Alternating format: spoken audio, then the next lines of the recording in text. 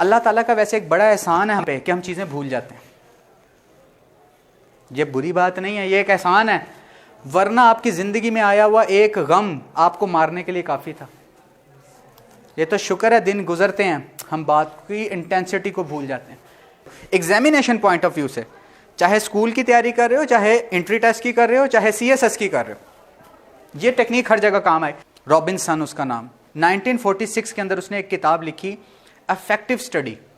उसमें से एक आर्टिकल मैं आज आपके साथ डिस्कस करने लगा हूं। उस किताब में से अफेक्टिव स्टडी के अंदर लिखा हुआ था एक टेक्निक, स्टडी टेक्निक लिखी हुई थी उसने, SQ3R।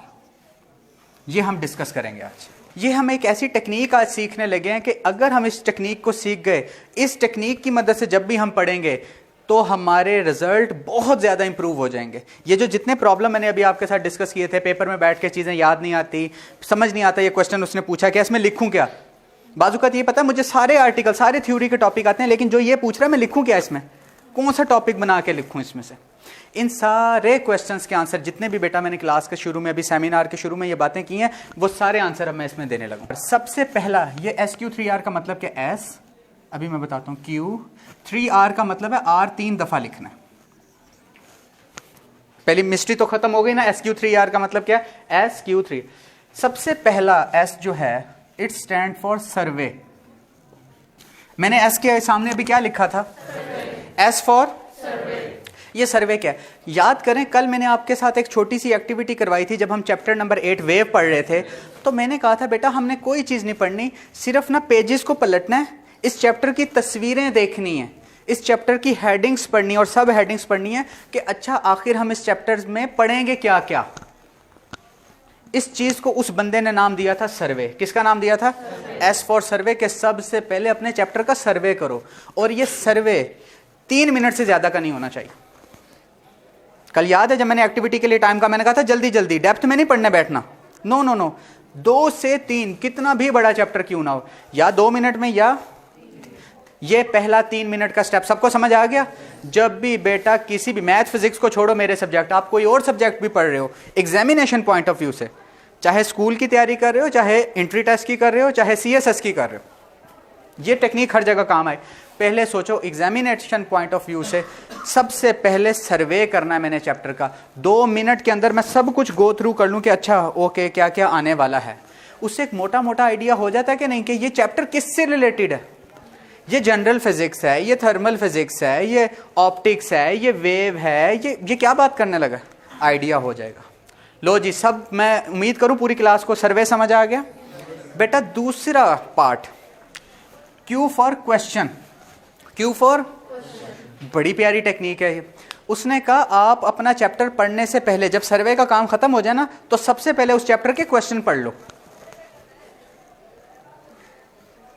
आप आंसर कोई भी नहीं दे सकेगा, चैप्टर ही नहीं पढ़ा, चैप्टर पढ़ के क्वेश्चन पढ़ते हैं लोग। कहता है नो, तुम पहले क्वेश्चन पढ़ लो और पढ़ के अच्छा ये भी पूछता है, ये भी पूछता है, आपको एक आइडिया हो जाएगा कि इस चैप्टर को पढ़ने के बाद मुझे इन क्वेश्चंस के आंसर आने चाहिए। एक आइडिया हो जाएगा कि वो किस किस्म का नॉलेज आपसे मांग रहा है, कि इसके पढ़ने के बाद जब ये वाला लफ्ज़ आया तो आपके कान खड़े हो जाएंगे ना, ओ ये वाली बात पूछी थी उसने एंड पे, मुझे आनी चाहिए, कॉन्शियस हो जाओगे। गैर ज़रूरी चीज़ों को तवज्जो नहीं दोगे।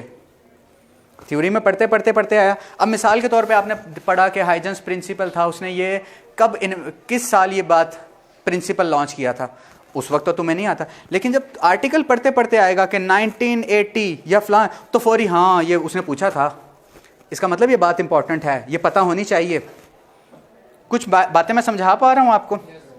क्वेश्चन का मतलब कि सबसे पहले चैप्टर का सर्वे करो, फिर उसके सारे क्वेश्चंस पढ़ लो, शॉर्ट क्वेश्चंस पढ़ लो, या न्यूमेरिकल को बहुत कीन होके नहीं, मोटी मोटी निगाह में। ये काम भी बेटा 2 से 3 मिनट में करना चाहिए, 4 मिनट 5। अब ये डिपेंड करता है चैप्टर टू चैप्टर। ये देखो, ये उसने आपको एक स्मार्ट वर्क की टेक्निक सिखाई है। जो आज मैं आपसे ये बात करने लगा हूं, मैं जब भी स्मार्ट वर्क के ऊपर वर्कशॉप करता हूं तो SQ3R उस चीज़ का लाजमी पार्ट होता है, क्योंकि ये स्मार्ट वर्क की ही तो एक टेक्निक है। ये आपको कम वक्त में ज़्यादा काम करना सिखा रहा है, अच्छे नताइज लेना सिखा रहा है। सबसे पहले सर्वे, उसके बाद क्वेश्चन। अब क्वेश्चन, अब अगली बात सुनो, कि भाई अगर तुम्हारे पास तुम्हारा ऐसा एग्जामिनेशन सिस्टम है, 5 साल के पेपर हैं, तो उस चैप्टर से रिलेटेड क्वेश्चंस पढ़ो कि पेपर वाला कैसे क्वेश्चन पूछता है इसमें से। एक मैंने पहले क्वेश्चन बताया कि बुक के ही क्वेश्चन पढ़ लो कि बुक में इससे क्या रहे, फिर देखो कि इस चैप्टर से रिलेटेड बोर्ड वाला क्या पूछ रहा है आपसे। 4-5 साल के पेपर आए हुए होंगे ना बच्चे, आपका सोचने का अंदाज और एक आम बंदे का बिल्कुल मुख्तलिफ हो जाएगा। तुमने क्वेश्चन पढ़ लिए पहले, तो इसका मतलब ये क्वेश्चन वाले पे हम टिक करेंगे। सबसे पहले हमने क्या किया, सर्वे देख लिया, चैप्टर किस किस्म का, उसमें क्या क्या पढ़ेंगे, मोटी मोटी हेडिंग्स। फिर आती है आपकी क्यू दोनों तरह के बेटा, चैप्टर के एंड के क्वेश्चन भी और पास्ट पेपर भी अगर आपके पास अवेलेबल है तो देख लो इसमें से वो किस अंदाज से सवाल पूछता। हमने उस अंदाज से, जब तक हम नहीं सोचेंगे हम उसका आंसर। थर्ड चीज आती है बेटा पहला आर। अब ये 3 आर हैं, हर आर का मतलब मुख्तलिफ है। पहला आर है रीडिंग। पहला आर क्या है? अब यहां पे मैं कुछ अपनी चीजें खुद ऐड करने लगा हूं, जो ऑथर का नहीं मुझे पता उसने इतनी डेप्थ में की है। पहला है रीडिंग। अब रीडिंग किस तरह की वो मैं बताता हूं आपको। बच्चे जो पहली दफा चैप्टर की रीडिंग होती है वो कभी भी बहुत ज्यादा डेप्थ में नहीं करते, वो बहुत ज्यादा समझने की नीयत से नहीं पढ़ते। अजीब बात कर रहा हूं, आपने चैप्टर खोला है ना, अब रुकना नहीं है कि बहुत ज्यादा मैं हर स्टेप समझ के पढ़ूं। पहली जो रीडिंग होती है वो फास्ट होनी चाहिए, मोटी मोटी गो थ्रू करना है। बात समझ आ रही है? फंसे बगैर, जहां फंसे हो ओके पॉज, पेंसिल हाथ में होनी चाहिए, क्वेश्चन मार्क, मैं देखता हूं क्या होता है। अगर आप ऐसे नहीं करोगे, आपको एक प्रॉब्लम बता देता हूं जो आपके साथ प्रॉब्लम होगी। आप स्टक हो गए, ये वेवलेंथ कहां से आई, लगे रहे पिछले दोबारा सारे सफ़े पढ़े कि इसके बारे में कहीं जिक्र है, घंटा ज़ाया कर दिया, नीचे भी पढ़ा, नहीं जवाब। पता चला एक सफ़ा छोड़ के इसका आंसर उसने खुद बताया हुआ। कितना वक्त ज़ाया कर दिया आपने। बात समझ आ रही है? सम टाइम वो पॉइंट 1-2 पेजेस के बाद क्लियर अच्छा लिखा हुआ होता है, तुम स्टक ही वहीं पे हो गए, तुम्हें पता ही नहीं है अगली किस्त में क्या होने वाला है, अगले पेज पे क्या होने वाला है। Are you getting my point? तो बेटा पहली है रीडिंग, बट रीडिंग भी मस्ट बी फास्ट, इतनी ज़्यादा वो नहीं होनी चाहिए। फिर दूसरी दफ़ा जो रीडिंग है वो अब इस नीयत से करनी है रीडिंग आपने। अब ज़रा सोचना कि मुझे अब बात समझ आनी चाहिए, मैं एक दफ़ा सारा गुजार आया हूँ, 1 to Z तक आर्टिकल पढ़ लिया। अब इस नीयत से पढ़ो कि ओके अब मुझे इसका मास्टर बनना है, अब ये टॉपिक मुझे समझ आना चाहिए, अब मैं सेव करूँ। आर है फॉर रिकॉर्डिंग। फॉर रिकॉर्डिंग भी इसका एक नाम है और इसका दूसरा नाम रिसाइट भी है। तुम्हें पूरा टॉपिक समझ आ गया, अब अपने आप को सिग्नल देना है, आओ जी रिकॉर्ड करते हैं। अब इसको मुझे समझ आ गया, कल सर ने कैसे बीट्स बनाई थी, कल मैंने बीट्स बनाई, इंटरफेरेंस पढ़ाई वेव की, तो अब आपने उसको कहना है समझ मुझे आ गया है, अब मैं कैसे बयान करूंगी, ये तो मुझे सीखना है ना बेटा। गर्ल्स बात समझ आ रही है? बॉयज़ मेरी आवाज़ आ रही है वहाँ तक? अब आप अपने आप को सिग्नल कैसे देंगे बेटा? 3 तरीके होते हैं।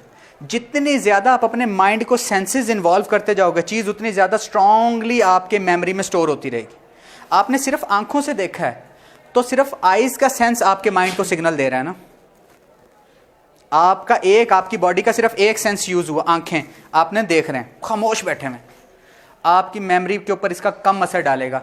अगर आप इसे ऊंचा बोल देंगे, रिसाइट इसलिए मैंने कहा, रीड और चीज होती है, बुक रिसाइट का मतलब जैसे हम तलावत करते हैं ऊंची से, जब आप ऊंची से कर देंगे कि अच्छा physics is the branch of science that deals with the study of matter, energy and there interaction. अब मैंने क्या किया, अगर मैं ये पढ़ता तो और बात थी, अब मैंने अपनी जबान भी इस्तेमाल कर ली, दूसरी से। तीसरा, मेरे कानों ने सुना भी, अब मेरा सिग्नल ज्यादा एसोसिएट हो गया कि नहीं मेरे माइंड में। मैंने पढ़ा भी था, मेरी आंखों ने देखा भी था, मैंने बोला भी था, और मेरी आवाज मेरे कानों में भी। ये वीडियो और ऑडियो सिंक होकर आपके माइंड में स्टोर हो जाती है। अब मेमोरी, अब आपकी वो चीज ज्यादा स्ट्रांग होती रह रही है कि नहीं बेटा? इसको कहते हैं रिकॉर्डिंग, कि अपने आप को रिकॉर्ड करवाओ। बेटा बात सबको समझ आ गई है? रिसाइट का मतलब है उसको आप ऊंचा बोलें, लिखें, लिखने से भी हो। बाज़ औक़ात कुछ बच्चे ऐसे होते हैं वो कहते हैं सर आप हमें दिखा दें, हमें सुना दें, हम पेपर में वो चीज़ लिख ही नहीं सकते जब तक मैं एक दफ़ा हाथ से ना लिख दूँ। कुछ ऐसे बच्चे होते हैं, वो कहते हैं एक दफ़ा सर मैंने हाथ से लिख दिया, साल बाद भी मुझे भूलती नहीं है चीज़। मैं चीज़ों को किसी के साथ एसोसिएट करके मेमोराइज करता हूँ। अब किसी का नाम है, आप सैकड़ों बच्चे बैठे हुए हैं, तो मुझे जिसका नाम याद करना होता है मैं फौरी मिला के कहता हूँ हाँ मेरे हल्का अहबाब में ऑलरेडी इस नाम का कौन बंदा है, ओके ये। अब कोई अहमद है तो मुझे उसका नाम कभी भी नहीं भूलेगा। मेरे छोटे भाई का नाम अहमद अली है, कभी भी नहीं भूलेगा। बात समझ आ रही है? तो फौरी देखें, अच्छा ये वाली बात, हाँ इसका उस चैप्टर से लेना देना था, अब नहीं भूलूंगा। अपने आप की अपनी मेमोरीज को टैग, इसके ऊपर मैं एक अलग कभी वर्कशॉप करूंगा कि मेमोरीज को टैग कैसे करते हैं। मैं पुरानी से पुरानी बात याद, थोड़ी देर सोचूंगा, कड़ियों से कड़ियां मिलाऊंगा, उसको रिकॉल कर लूंगा, ये बात मैंने फलां साल इसको पढ़ाई थी। ऐसे मैंने अपनी मेमोरीज को टैग करके रखा हुआ अपने माइंड में। इसके ऊपर कभी लेक्चर दूंगा, टेक्निक सिखाऊंगा। ये बेटा आखिरी आर रह गया, जिसका ये नहीं है बेटा, ये सब कुछ फजूल है। ये इतना इंपॉर्टेंट आर है। आपका छोटा सा टेस्ट ले लूं एक, S for, Q for, R for, R for शाबाश, रिसाइट या रिकॉलिंग। आखिरी R, this is for review, this is for, जिसने ये नहीं किया जीरो सब कुछ। अब रिव्यू करना का मतलब क्या है? ये तो नाम लिखा ना, अब इसकी हर चीज़ की मैंने डेप्थ बताई है ना बोल। अल्लाह ताला का वैसे एक बड़ा एहसान है हम पे कि हम चीज़ें भूल जाते हैं। ये बुरी बात नहीं है, ये एक एहसान है, वरना आपकी ज़िंदगी में आया हुआ एक गम आपको मारने के लिए काफ़ी था। ये तो शुक्र है दिन गुजरते हैं हम बात की इंटेंसिटी को भूल जाते हैं। किसी का एक मर्ग हुआ हो तो उसकी तो दुनिया फना हो जानी चाहिए। धीरे धीरे टाइम, अल्लाह ताला का शुक्र अदा करें। कोई दुख, कोई पेन, कोई हादसा आपकी आंखों ने देखा, शुक्र करो आप उसको भूल रहे हो, माइंड भुला रहा है। एहसान है कि नहीं? अगर इस पैराडाइम में मैं सोचूं। दूसरी और चीज़ कि शुक्र है तुम्हारे जहन गैर ज़रूरी चीज़ों को नहीं पकड़ लेता।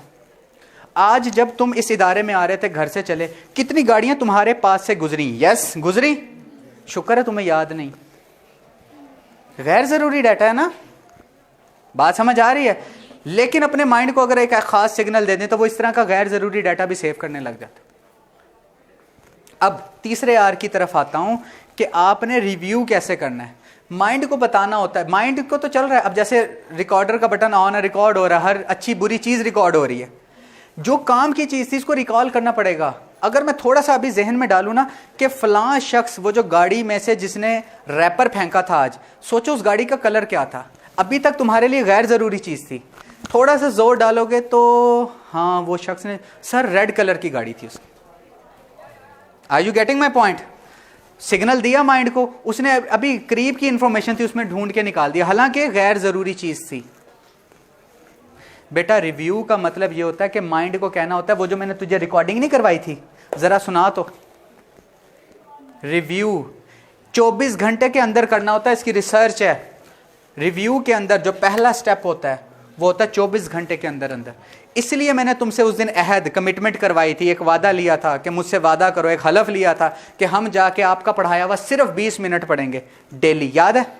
वो इस वजह से लिया था कि 24 घंटे के अंदर उसको रिकॉल कर लो। तो माइंड को लगता है ये कोई काम की चीज़ थी, इसको महफूज रखना, ज़ाया नहीं करना। हमारे एक बेटा शॉर्ट टर्म मेमोरी है, परमानेंट मेमोरी है। रैम और रोम और हार्ड डिस्क का कॉन्सेप्ट है इसके अंदर।